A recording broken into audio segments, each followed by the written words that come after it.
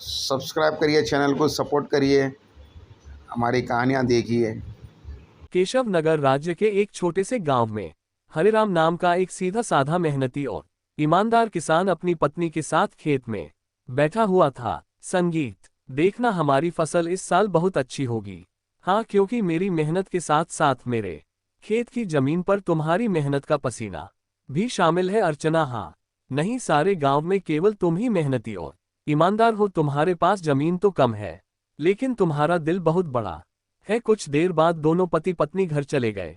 संगीत, मैं तुम्हें एक बात बताना तो भूल ही गई, घर में लकड़ियां खत्म हो गई हैं। अरे चिंता मत करो, मैं कल सुबह सबसे पहले जंगल में लकड़ियां काटने के लिए ही चला जाऊंगा, ठीक है ना? ले आऊंगा, चलो अब।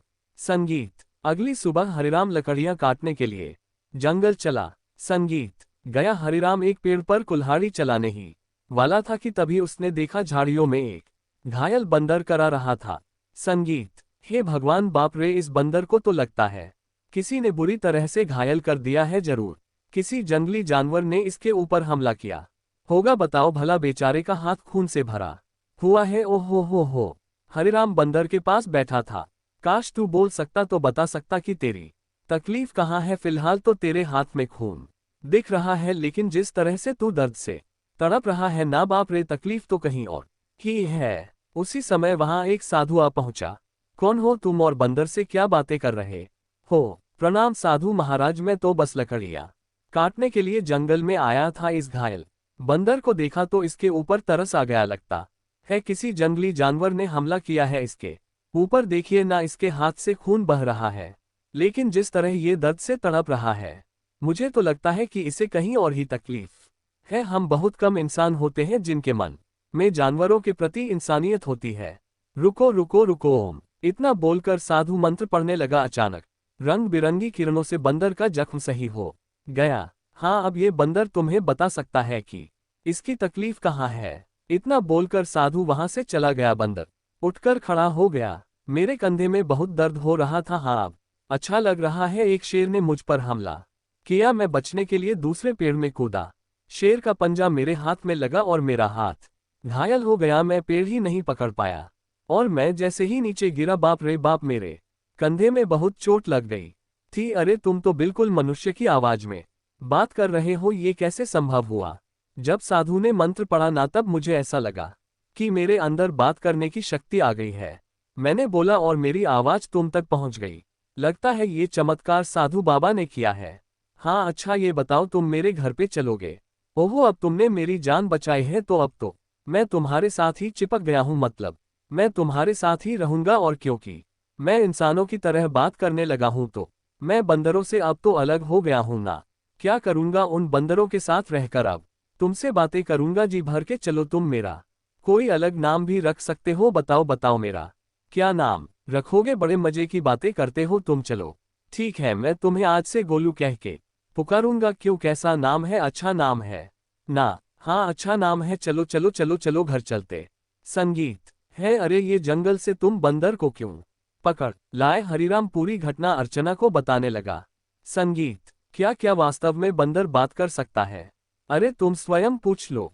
क्या नाम है तुम्हारा? मेरा नाम गोलू है। हरिराम ने मेरी जान बचाई है और अब मैं उसका साथी हूँ। साथी क्या? अब तो मैं तुम्हारे परिवार का हिस्सा हूँ। हाँ, अर्चना आश्चर्य में पड़ गई। समय बीतने लगा। गोलू की मौजूदगी घर में नई जान ले आई थी। धीरे धीरे गोलू अर्चना के काम में हाथ बटाने लगा। गोलू अब हरिराम का सच्चा साथी बन चुका था। एक दिन गोलू हरिराम से बोला, हरिराम, अब मैं भी तुम्हारे साथ खेत में चलूंगा। क्या करूंगा घर में बैठे बैठे? मुझे भी चलना है। अरे गोलू, खेत का काम आसान नहीं होता, बहुत मेहनत लगती है। क्या करोगे तुम वहां पे? अरे क्या करूंगा, क्या मैं भी तुम्हारे साथ मेहनत करूंगा? और क्या क्या मुझे कम मेहनती समझा है क्या? हम बस डर ये है कि गांव वालों ने तुम्हें बोलते हुए देख लिया ना, तो वो न जाने क्या समझेंगे। अरे पर जब मैंने तुमसे पहली बार बात की थी तो क्या तुम डरे थे क्या? बताओ। देखो गोलू, मैं दुनिया को जानता हूं, हर कोई मेरे जैसा नहीं होता है जो तुम्हें समझ सके। ओहो, मुझे दुनिया से क्या है लेना देना? मुझे तो तुम्हारे संग है रहना। मेरा मतलब यह है कि मुझे बस तुमसे मतलब है, क्योंकि मैं तुम्हारा साथी हूँ।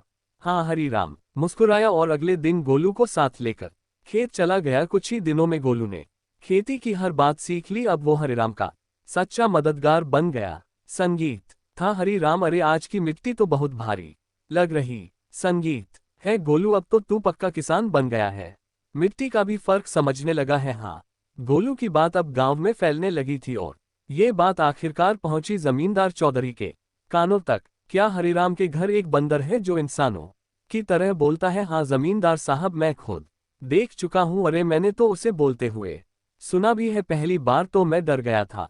अरे भैया, तो फिर उस बंदर को लेकर तमाशा करना चाहिए, उससे तो बड़ी अच्छी कमाई होगी। यह बात आपने बिल्कुल पते की कही जमींदार साहब। जमींदार की हंसी कुछ देर चली, फिर वो गंभीर हो गया। संगीत इस हरिराम की जमीन पर मेरी नजर बहुत समय से है, बाकी सब तो मेरे कर्जदार बन चुके हैं, पर यह ससुरा हरिराम ये कभी झुका ही नहीं। उसकी जमीन बहुत उपजाऊ है जमींदार, बंजा में भी फसल उग जाती है।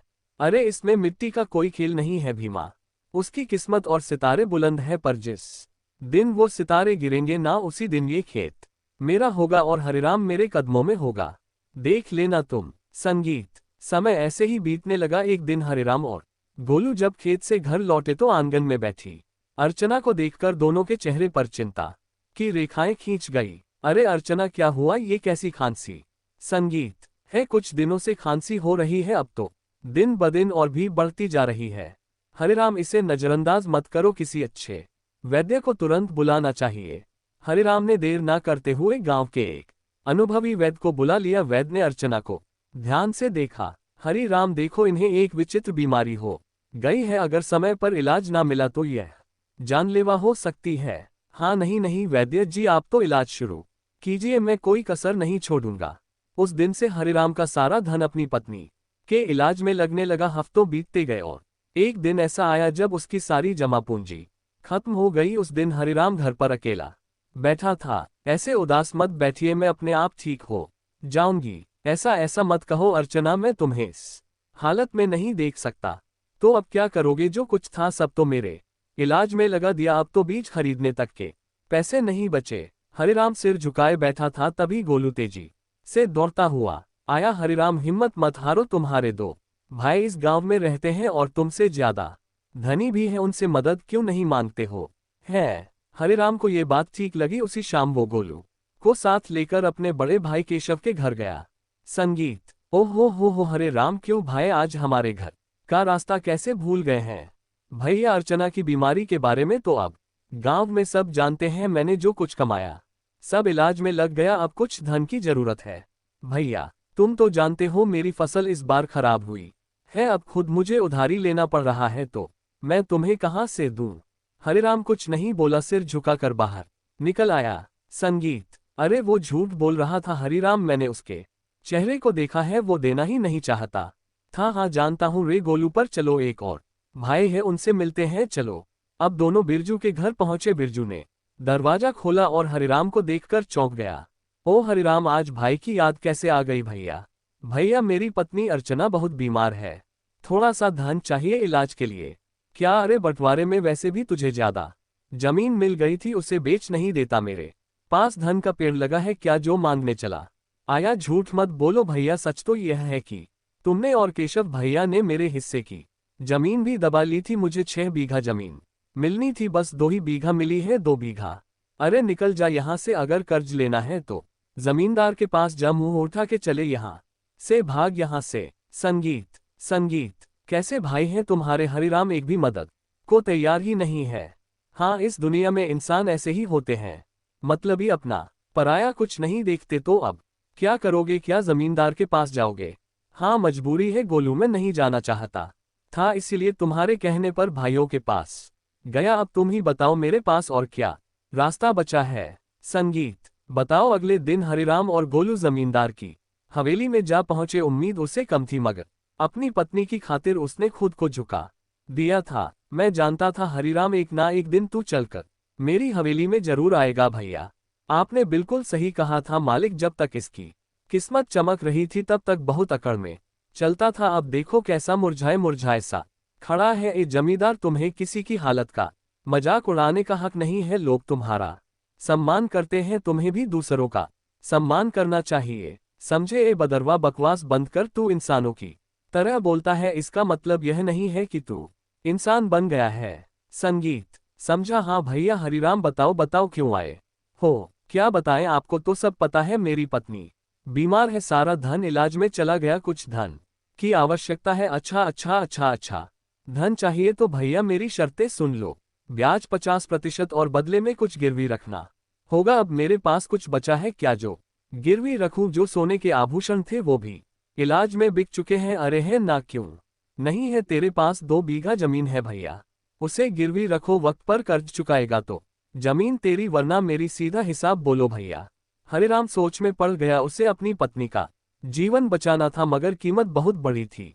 अरे ये तो सरासर अन्याय है, तुम किसी की मजबूरी का फायदा उठा रहे हो। ऐसे तो हरिराम कभी कर्ज ही नहीं चुका पाएगा। हे हरिराम, पहले तो तू इस अपने पालतू बोलने वाले बंदर को ले जा यहां से, नहीं तो मेरा मन बदल गया तो हो गया तेरा काम। जब से आया है पट पट पट पट। चुप कर हरिराम, चलो मेरे साथ, यह कर्ज मत लो। चलो गोलू, मेरे पास अब और कोई चारा नहीं।